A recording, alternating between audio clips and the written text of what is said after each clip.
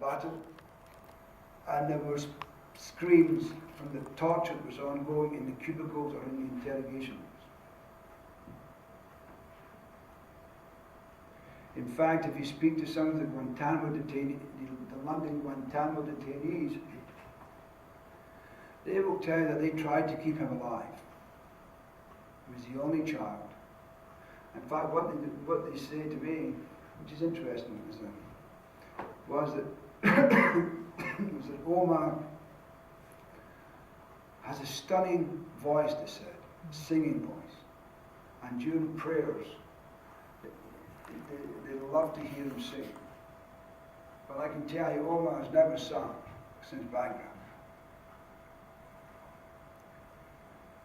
And so at the very outset, when Omar was all injured and couldn't get out of bed, and he's got all these tubes coming into him, he would be put into what's called stress positions. That is, you're moved into positions that are painful, and I keep asking you questions. And while they were doing that, there'd be a soldier with a little small flashlight shining into Omar's eyes. Omar by then was blind in one eye, and his other eye is quite bad too today. So creating such incessant pain to this young boy lying on a bed.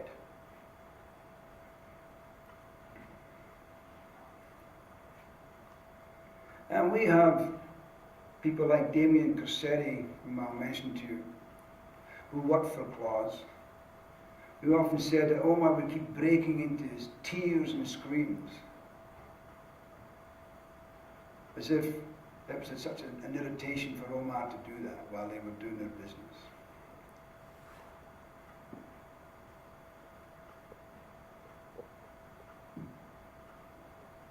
So, and at the outset, when he was able to get off his bed, and still unable to walk because of the seriousness of his injuries, which he suffers from to today, he would be taken into the interrogation room with his hands and feet shackled on a stretcher. And of course, no pain medication would be provided. And when Claus didn't like the answers he was given, he would then continue to put Omar into stress positions, causing further pain. And then you had your typical standard interrogation techniques, such as barking dogs being brought into a room to terrify him. And the fear that Omar felt was less exacerbated by the fact that he had a hood on and he had these dogs at his face, but rather the hood was put on so tight that he felt that he was choking to death.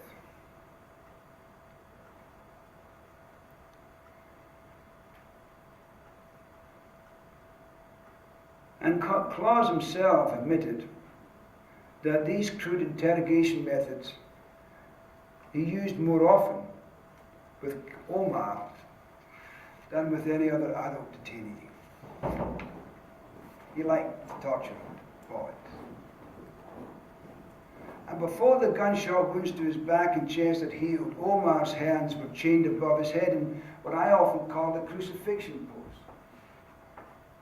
We have no photograph of Omar when in a crucifixion pose, but we do have a photograph of another Guantánamo detainee who is since dead on a wire mesh screen, standing up like that with his back to the interrogators. With Omar it was different, because dear old Joshua liked to look at Omar. So Omar would be on his toes, stretched out to the point where it caused tremendous pain for him. Can't bounce properly, but he can't move either. And he'd be naked. And when he needed to pee, that's when he got down. We took him down. And what do you do when someone pees on the floor without asking permission? You use their head as a mop to clean it up. You debase that person. That's as much as you can.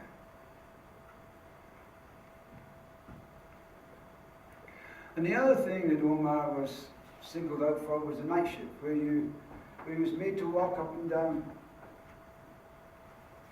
hallways with buckets of water. And one of the notes that we have, one of the very few notes we have from particular nurses, was that she noted in the course of walking up and down these drive, his wounds would weep.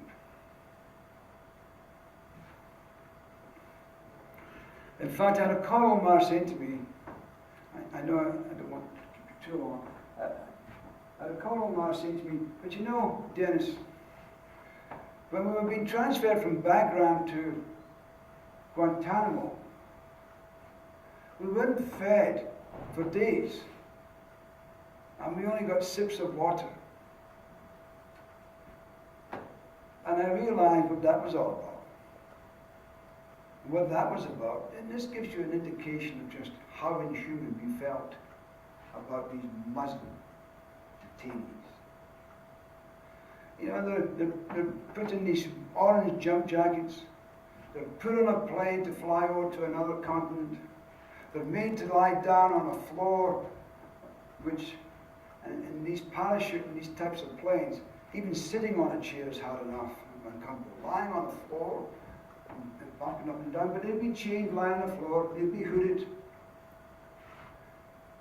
but they wouldn't be allowed to go to the toilet. So I don't feed you, and I give you only as much water as is sufficient to keep you going, and then we put you on that plane.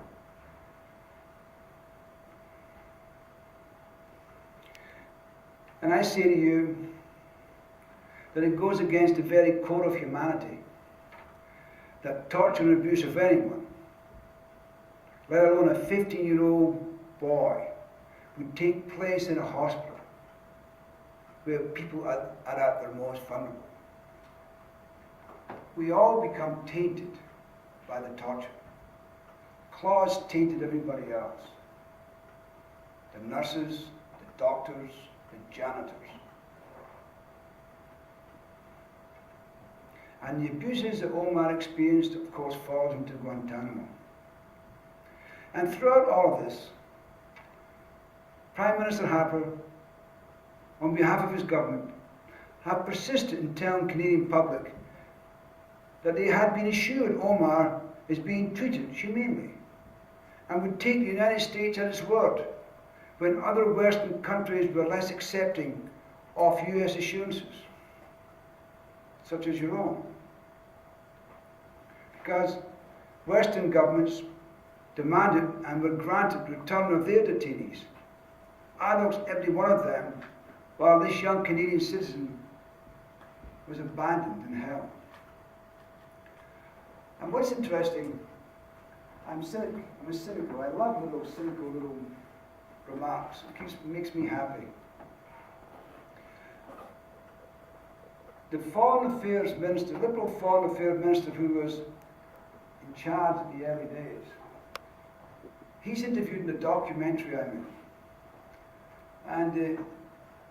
And the person asking the questions in the documentary says the same thing, asked him, well, how could you allow this? I mean, gee, other countries were complaining. It was known that Guantánamo was a nice place. They said something along the lines of, the same comment I just read it to you, but in different ways. He said, well, we were trusting the word of a country that is well known for human rights. Now, I was in New York, and that documentary was shown. It was packed, the theatre. And when that interview came on, and that statement was made by a Canadian official, that the United States was a well-known, well-respected human rights country, the Americans themselves in that theatre burst out into laughter.